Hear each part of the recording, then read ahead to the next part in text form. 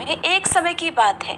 यशोदा जी ने श्री कृष्ण से कहा, हे कृष्ण, तुम सारे संसार के उत्पन्न करता, पालन करता और उसके संहार करता हो।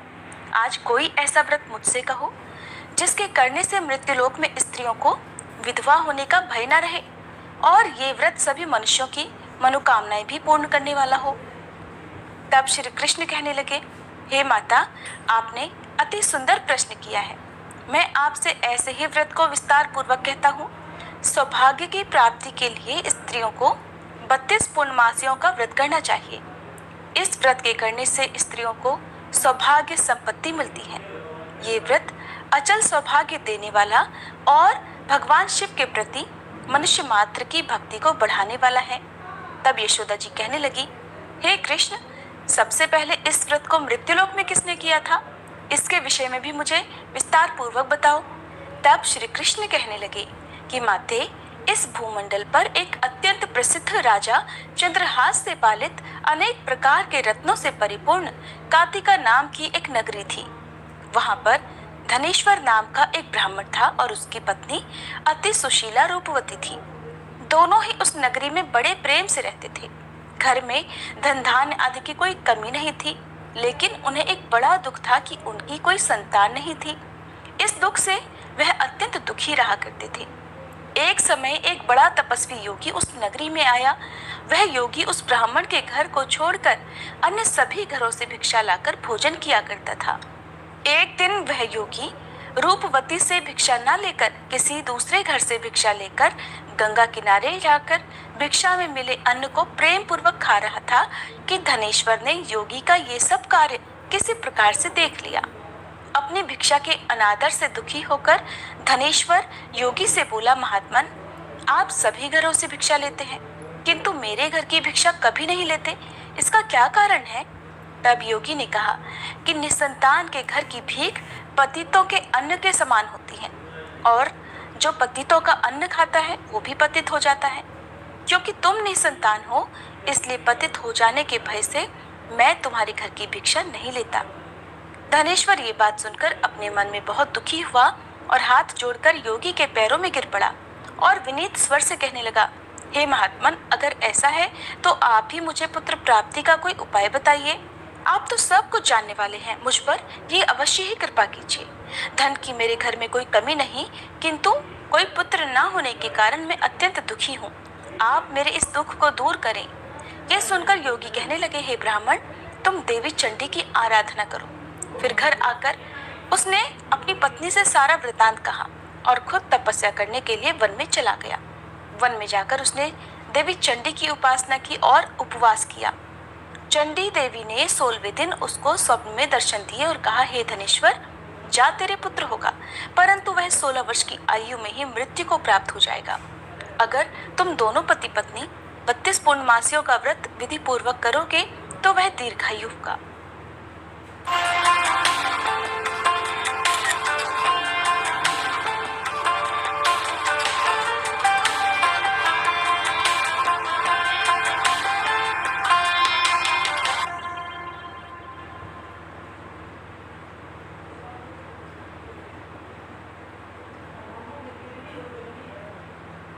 जितनी तुम्हारी सामर्थ्य हो, आटे के उतने दिए बनाकर शिव जी का पूजन करना, किंतु पूर्णमासी को 32 की संख्या पूरी हो जानी चाहिए। प्रातःकाल होने पर इस स्थान के पास ही तुम्हें आम का एक वृक्ष दिखाई देगा। उस पर चढ़कर तुम एक फल तोड़कर जल्दी अपने घर चले जाना और अपनी पत्नी से सारा वृत्तांत कहना। ऋतु स्नान के बाद वह स्वच्छ होकर श्री शंकर जी का ध्यान करके उस फल को खा लेगी। तब शंकर भगवान की कृपा से उसको गर्भ ठहर जाएगा। जब वह ब्राह्मण प्रातःकाल उठा तो उसने उस स्थान के पास ही आम का एक वृक्ष देखा जिस पर अत्यंत सुंदर आम का एक फल लगा हुआ था। ब्राह्मण ने उस आम के वृक्ष पर चढ़कर फल को तोड़ने का प्रयास किया, किंतु वृक्ष पर कई बार प्रयास करने पर भी वह नहीं चढ़ पाया। अब तो ब्राह्मण को बड़ी चिंता हुई। तब वह विघ्न विनाशक श्री गणेश जी की वंदना करने लगा कि हे दयानिधे, अपने भक्तों के विघ्नों का नाश करके उनके मंगल कार्य को करने वाले, दुष्टों का नाश करने वाले, रिद्धि सिद्धि के देने वाले आप मुझ पर कृपा करें। प्रभु, मुझे इतना बल दें कि मैं अपने मनोरथ को पूर्ण कर सकूं। इस प्रकार सच्चे मन से गणेश भगवान की प्रार्थना करने पर वह भगवान की कृपा से वृक्ष पर चढ़ गया।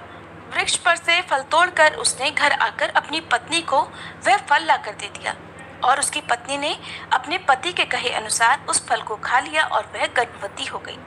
देवी चंडी की असीम कृपा से उसे एक अत्यंत सुंदर पुत्र हुआ, जिसका नाम उन्होंने देवीदास रखा। माता पिता के हर्ष और शोक के साथ वह बालक शुक्ल पक्ष के चंद्रमा की तरह अपने पिता के घर में बढ़ने लगा। देवी की कृपा से वह बालक बहुत ही सुंदर, सुशील और विद्या में बहुत निपुण हो गया। देवी की आज्ञा अनुसार उसकी माता ने 32 पूर्णमासी का व्रत रखना आरंभ कर दिया, जिससे उसका पुत्र बड़ी आयु वाला हो जाए। 16वां वर्ष लगते लगते देवीदास के माता पिता को बड़ी चिंता हो गई कि कहीं उनके पुत्र की इस वर्ष मृत्यु न हो जाए। इसलिए उन्होंने अपने मन में विचार किया कि अगर ये दुर्घटना उनके सामने हो गई तो वे कैसे सहन कर सकेंगे। इसलिए उन्होंने देवीदास के मामा को बुलाया और कहा, हमारी इच्छा है कि देवीदास 1 वर्ष तक काशी में जाकर विद्या अध्ययन करे और उसको तुम अकेला कभी नहीं छोड़ना। इसलिए तुम साथ में जाओ और 1 वर्ष के बाद इसको वापस लौटा लाना। सारा प्रबंध करके उसके माता पिता ने काशी जाने के लिए देवीदास को एक घोड़े पर बिठाया और उसके मामा को उसके साथ कर दिया। किंतु बालक के अल्पायु होने की बात बालक को या उसके मामा को नहीं कही। धनेश्वर ने अपनी पत्नी के साथ मिलकर अपने पुत्र की मंगल कामना और दीर्घायु के लिए देवी भगवती की आराधना और पूर्णमासियों का व्रत आरंभ कर दिया। इस प्रकार बराबर 32 पूर्णमासी का व्रत पूरा किया। कुछ समय बीतने के बाद एक दिन वह दोनों मामा और भांजे रास्ते में रात बिताने के लिए किसी ग्राम में ठहरे हुए थे। उस दिन उस गांव में एक ब्राह्मण की अत्यंत सुंदरी, सुशीला, विदुषी और गुणवती कन्या का विवाह होने वाला था। जिस धर्मशाला के अंदर वर और उसकी बारात ठहरी हुई थी, उसी धर्मशाला में देवीदास और उसके मामा भी ठहरे हुए थे। संयोगवश कन्या को तेल आदि चढ़ाकर मंडप आदि का कर्म किया गया तो लग्न के समय वर को धनुर्वात हो गया। वह हिलने डुलने और चलने में बिल्कुल असमर्थ हो गया। तब वर के पिता ने अपने परिवारजनों से परामर्श करके निश्चय किया कि ये देवीदास मेरे पुत्र जैसा ही सुंदर है, मैं इसके साथ ही लगन करा दूं और बाद में विवाह के सभी कार्य मेरे पुत्र के साथ हो जाएंगे। ऐसा सोचकर देवीदास के मामा से जाकर वह बोला कि तुम थोड़ी देर के लिए अपने भांजे को हमें दे दो, जिससे विवाह के लगन का सारा कार्य सुचारू रूप से हो सके। तब उसका मामा कहने लगा कि जो कुछ भी मधुपर्क आदि कन्यादान के समय वर को मिले वो सब हमें दे दिया जाए तो मेरा भांजा इस बारात का दूल्हा बन जाएगा। ये बात वर के पिता ने स्वीकार कर ली और तब मामा ने अपना भांजा वर बनने को भेज दिया और उसके साथ विवाह के सभी कार्य रात में विधि पूर्वक संपन्न हो गए। पत्नी के साथ वह भोजन नहीं कर सका। दुखी मन से वह सोचने लगा कि न जाने ये कैसी स्त्री होगी। वह एकांत में इसी सोच में पड़ा हुआ था कि उसकी आंखों में आंसू भी आ गए। तब उसकी पत्नी ने पूछा कि क्या बात है, आप इतने उदासीन और दुखी क्यों हो रहे हैं। तब उसने वो सारी बातें जो वर के पिता और उसके मामा में हुई थी वधु को बता दी। तब वह वधु कहने लगी कि यह ब्रह्म विवाह के विपरीत कैसे हो सकता है। देव, ब्राह्मण और अग्नि के सामने मैंने आपको ही अपना पति बनाया है, इसलिए आप ही मेरे पति हैं। मैं आपकी ही पत्नी रहूंगी, किसी अन्य की बिल्कुल नहीं। तब देवीदास ने कहा कि ऐसा मत करो, क्योंकि मेरी आयु बहुत थोड़ी है। मेरे मरने के बाद तुम्हारी क्या गति होगी, इस बात को अच्छी तरह सोच लो। परंतु वह वधु दृढ़ विचार वाली थी, बोली कि जो आपकी गति होगी वही मेरी भी होगी।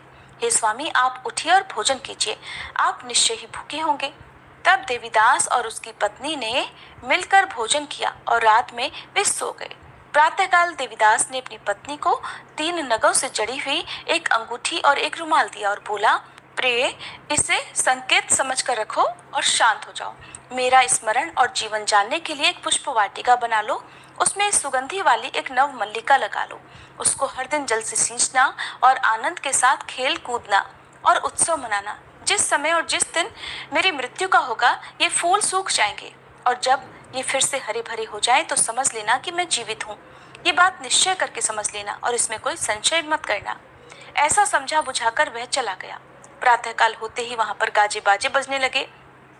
जिस समय विवाह के कार्य समाप्त करने के लिए वर तथा सब बाराती मंडप में आए तो कन्या ने वर को भली प्रकार से देखकर अपने पिता से कहा कि ये मेरा पति नहीं है। मेरा पति वही है जिसके साथ रात में मेरा विवाह हुआ था। इसके साथ तो मेरा विवाह ही नहीं हुआ। अगर ये वही है तो बताए कि मैंने इसको क्या दिया था और रात में हमारे बीच में क्या गुप्त बातें हुई थी, वो सब बताई। पिता ने उसके कहे अनुसार वर को बुलवाया। कन्या की सारी बातें सुनकर वह कहने लगा कि मैं कुछ नहीं जानता। इसके बाद वह लज्जित होकर अपना समूह लेकर चला गया और सारी बारात भी अपमानित होकर वहां से लौट गई। भगवान श्री कृष्ण आगे बोले, हे माते, इस प्रकार देवीदास काशी विद्या पढ़ने के लिए चला गया। जब कुछ समय बीत गया तो काल से प्रेरित होकर एक सांप रात के समय उसको डसने के लिए वहां पर आया। उस विषधर के प्रभाव से उसके बिस्तर के चारों ओर से विष की ज्वाला से वह बिस्तर विषैला हो गया, परंतु वृतराज के प्रभाव से उसको वह सांप काट नहीं पाया, क्योंकि पहले ही उसकी मां ने 32 पूर्णमासी का व्रत कर रखा था। इसके बाद मध्याह्न के समय स्वयं काल वहां पर आया और उसके शरीर से उसके प्राणों को निकालने का प्रयास करने लगा, जिससे वह मूर्छित होकर धरती पर गिर पड़ा। भगवान की कृपा से उस समय देवी पार्वती जी के साथ श्री शंकर जी वहां पर आ गए। उसको मूर्छित दशा में देखकर देवी पार्वती ने भगवान से प्रार्थना की, हे प्रभु, इस बालक की माता ने पहले 32 पूर्णमासी का व्रत किया था, जिसके प्रभाव से हे भगवान अब आप इसको प्राणदान दे दीजिए। देवी के कहने पर भक्त वत्सल भगवान ने उस बालक को प्राणदान दे दिया। इस व्रत के प्रभाव से काल को भी पीछे हटना पड़ा और देवीदास स्वस्थ होकर बैठ गया। उधर उसकी पत्नी उसके काल की प्रतीक्षा किया करती थी। एक दिन उसने देखा कि उस पुष्प वाटिका में पत्र पुष्प कुछ भी नहीं रहे, सब कुछ सूख कर नष्ट हो गए हैं, तो उसे बड़ा आश्चर्य हुआ। किंतु कुछ ही क्षण में वह सब वाटिका पहले की तरह हरी भरी हो गई। तब वह समझ गई कि उसके पति पुनर्जीवित हो गए हैं। ये देखकर वह बहुत प्रसन्न होकर अपने पिता से कहने लगी, पिताजी, मेरे पति जीवित हैं, आप उनको ढूंढिए। जब 16वां वर्ष बीत गया तो देवीदास भी अपने मामा के साथ काशी से वापस अपने घर के लिए चल पड़ा। इधर उसके ससुर उसको ढूंढने के लिए घर से जाने ही वाले थे कि वह दोनों मामा भांजा वहीं पर आ गए। उसको आया देखकर उसका ससुर बड़ी प्रसन्नता के साथ उसे अपने घर में ले गया। उस समय नगर के निवासी भी वहां इकट्ठा हो गए और फिर सब ने निश्चय किया कि अवश्य ही इस बालक के साथ इसी कन्या का विवाह हुआ था। उस बालक को जब कन्या ने देखा तो पहचान लिया और कहा कि ये तो वही है जो संकेत करके गए थे। फिर सब कहने लगे कि भला हुआ जो ये आ गया, और तब सब नगरवासियों ने खूब आनंद मनाया। कुछ दिन के बाद देवीदास अपनी पत्नी और अपने मामा के साथ अपने ससुर के घर से बहुत सारा उपहार लेकर अपने घर की ओर चल पड़ा। जब वह अपने नगर के निकट गया तो कई लोगों ने उसे देखकर उसके माता पिता को पहले ही जाकर सूचना दे दी कि तुम्हारा पुत्र देवीदास अपनी पत्नी और मामा के साथ आ रहा है। ऐसा सुनकर पहले तो उन्हें विश्वास ही नहीं हुआ, किंतु जब और लोगों ने भी आकर उनकी बात का समर्थन किया तब उन्हें बड़ा आश्चर्य हुआ। इतने में ही देवीदास भी अपने घर पहुंच गया और देवीदास ने अपने माता पिता के चरणों में सिर रखकर प्रणाम किया और उसकी पत्नी ने भी अपने सास ससुर के चरणों को स्पर्श किया। तो माता पिता ने अपने पुत्र और पुत्रवधू को अपने हृदय से लगा लिया और सबकी आंखों से प्रेम के आंसू बहने लगे। अपने पुत्र और पुत्रवधू के आने की खुशी में धनेश्वर ने बड़ा भारी उत्सव किया और ब्राह्मणों को भी बहुत सी दान दक्षिणा देकर प्रसन्न किया। भगवान श्री कृष्ण कहने लगे, माते, इस प्रकार धनेश्वर 32 पूर्णमासियों के व्रत के प्रभाव से पुत्रवान हो गया। जो भी स्त्रियां इस व्रत को करती हैं, वे जन्म जन्मांतर में भी वैधव्य का दुख नहीं भोगती और सदैव सौभाग्यवती रहती है। ये मेरा वचन है, इसमें कोई संदेह नहीं। यह व्रत पुत्र पौत्रों को देने वाला तथा संपूर्ण मनोकामनाओं को पूर्ण करने वाला है। 32 पूर्णमासियों के व्रत करने से व्रती की सारी इच्छाएं भगवान की कृपा से पूर्ण हो जाती हैं। ये थी वैशाख पूर्णिमा की कथा।